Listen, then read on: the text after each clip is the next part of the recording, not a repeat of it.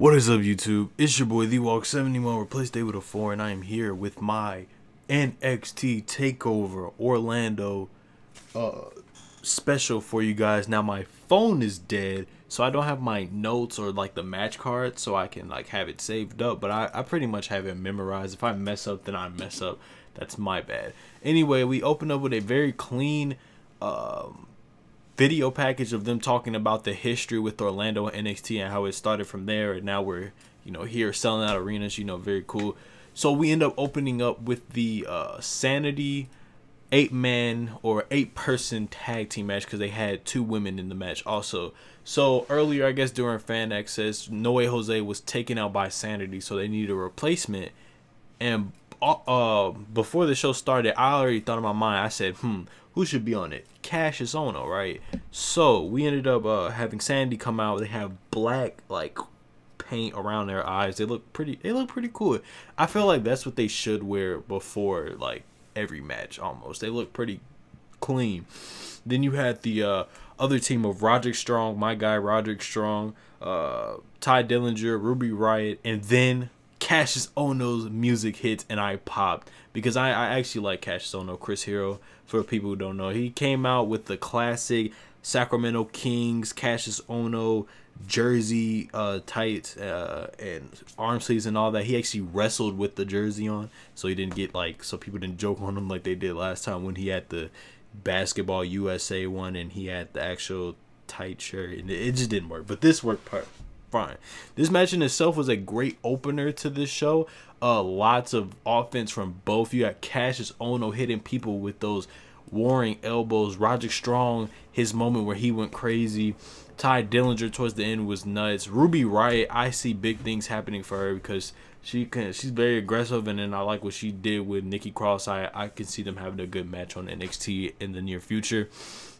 Then you had people like Alexander Wolf doing work, and Eric Young doing work, and Killian Dane, or Big Damo as other people know him as, was just amazing.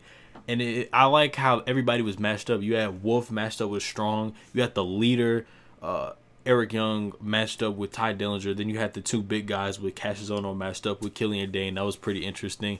Yeah, the match was good. It was a great opener to this show. What else can I say? The ending, Ty Dillinger was just going crazy. It was just back and forth really of everybody just taking out each other. So everybody is out of it. And then Big Damo comes out of nowhere and hits the One-Wing Angel, Kenny Omega's finisher, for the 1-2-3. Ty Dillinger eats the pin, which makes sense because this is originally his beef with Sanity, and it's just to show that nobody can beat Sanity, and Ty Dillinger can't overcome Sanity, which makes Sanity look really strong. They have not taken a major loss, which is great. So the next match we end up having, we get a debut. We get the debut of Tommy End, now known as Aleister Black, taking on El Lidio Andrade Cien Almas. He came out first. Then you had Tommy End come out with a very interesting entrance. His entrance was amazing. Like, my man's, he came up on this platform like he was on a coffin.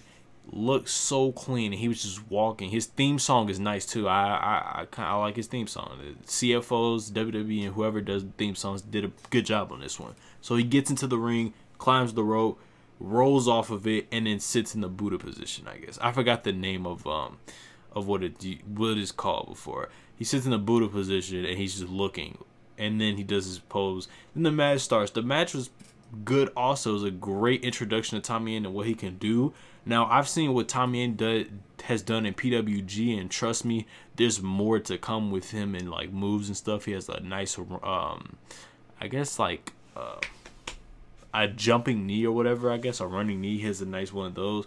Then he also does a nice dragon sleeper.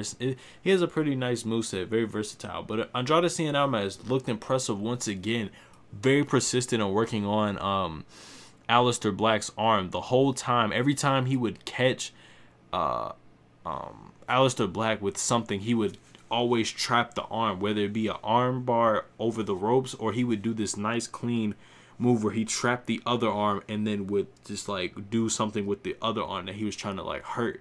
Tommy End looked clean also. He went for a moonsault flipped and then went right back into a Buddha position. And then he also did another moonsault on the outside, like what Kota Ibushi does. He did that to Andrade Cien Almas.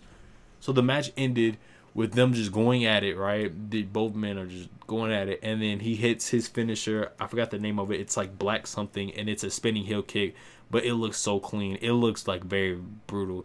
It looks way brutal, more brutal than Rich Swann's spinning heel kick, and a little bit more brutal than Asuka's spinning heel kick. Like, he actually just like hits it right on the dot.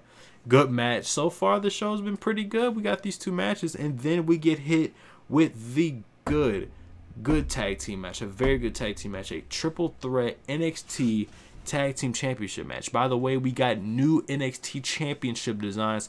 All of them look pretty decent. They look more like championships, not like developmental championships. They look like legit championships you would have at like a certain wrestling company, for example. So the new NXT tag team titles almost is like a different variation of the current one. It's the same design, but just so like same size plates and all that, but it's just a different design and stuff. It's pretty interesting. You should like look at the new titles. They look good. I thought they were just gonna repackage the old championships, like the tag team championships we see now, the women's championship we see now, and the world championships we see now, and just made them yellow and black because WWE's predictable like that. But no, they actually changed the titles up. So we have the champions, the Authors of Pain, defending against DIY and the Revival. And man, this match was good. Just the stuff that happened with, I believe, Razor going through a table, basically making him look strong because every single person had to put him through the table. Like Johnny Gargano and Tommaso Ciampa were holding him, and then the Revival had to like hit him like to make sure he went through the table. But the Authors of Pain look strong, and they finally got the heel heat they need, because by the end of this match, it wasn't silent. Everybody was booing them. The match was just crazy. They basically just dissected the tag team division. We can go with the first elimination, which was DIY. DIY went crazy though. They really DIY. This is how crazy. This is to show how, I guess, well booked, but the Authors of Pain are, how strong they are, because DIY and the Revival, two teams that hate each other, actually teamed up to take them out.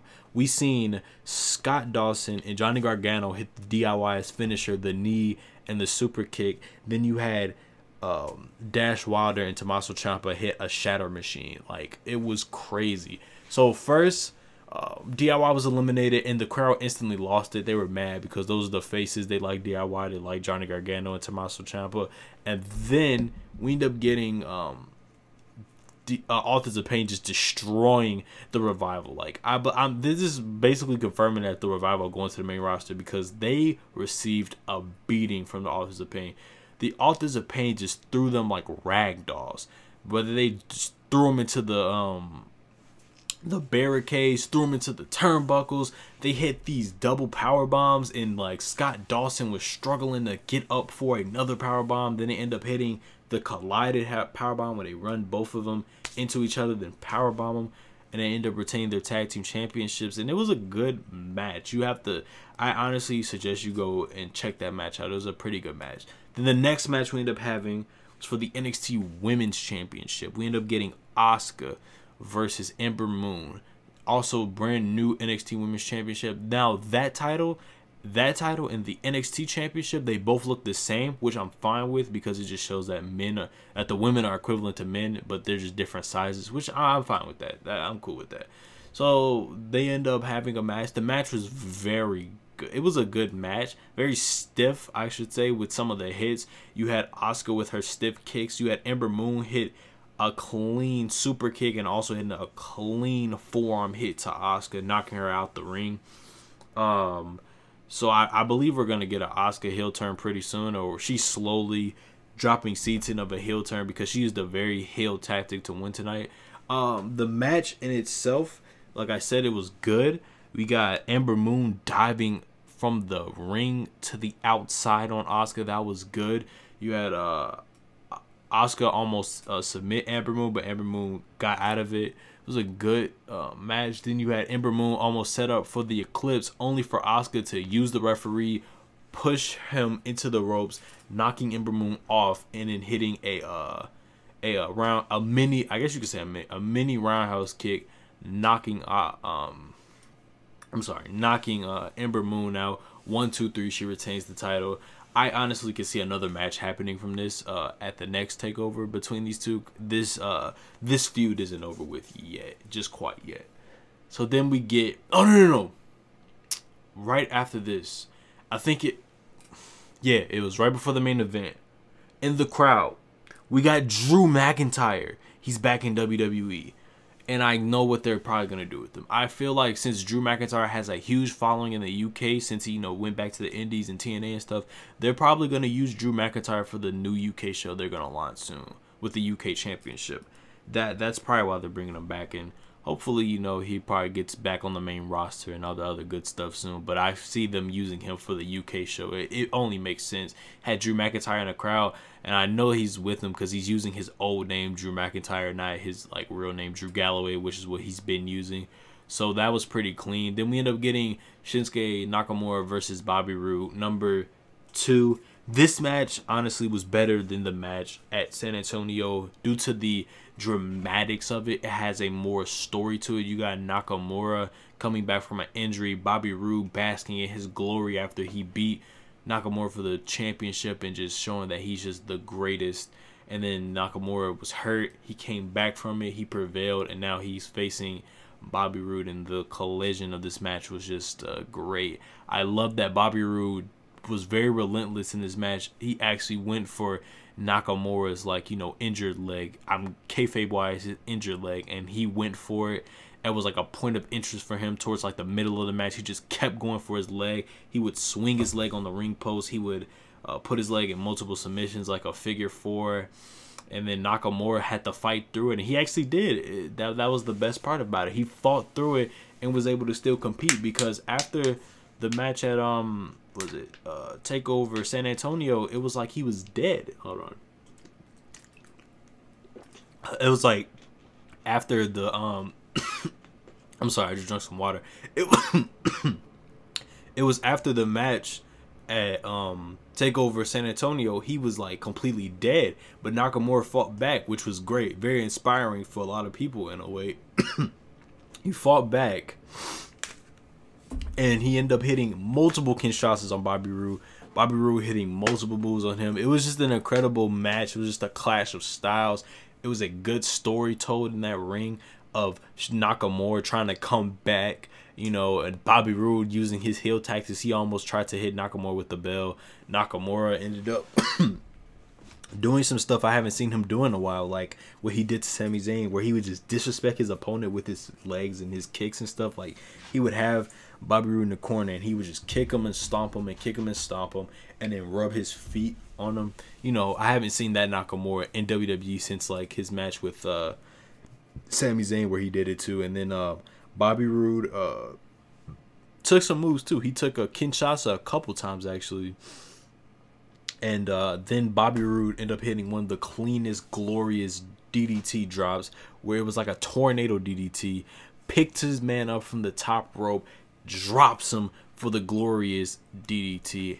And that was a 1, 2, 3. Bobby Roode retains the NXT Championship. No title changes tonight. Honestly, now my question is, what's next for the NXT Championship? Who's gonna go after it? I feel like that's something NXT kind of messes up on a lot. Is they don't they don't build for the next thing until later. I don't know who's gonna be the #1 contender. It's certainly not Shinsuke, because he lost his rematch. Yada yada yada. So could it be Cassius Ohno? I mean, he did just have a match with Bobby Roode on NXT a couple weeks ago. Could it be Hideo Itami? We don't know who Bobby Roode's going to face next for the NXT Championship. We just have to sit back and watch, and that's kind of a problem, because I need to know who's next for the championship. That's my only grind. Honestly, that's the only thing I have I don't like about NXT, kind of. It's just it's little stuff, but I still enjoy NXT. This was a great show. I suggest you check it out if you haven't already. Tomorrow we're gonna have the WrestleMania review, because that pay-per-view is gonna rock. This show was good. I'm just gonna say the show was good. I'm not about to rate it or nothing. I suggest you check out the tag team match, and Aleister Black, look for big things from him to come this year in NXT. Like, comment, favorite, subscribe. Do what you do to support me. Follow me on all of my social media links down in the description below. Make sure to hit the bell so you get a notification every time I upload on YouTube, because YouTube is messed up. So you get a bell, you get a notification, you watch my video, leave a like, do all that, support me. You know, I want to grow on YouTube. Thanks for watching. Peace.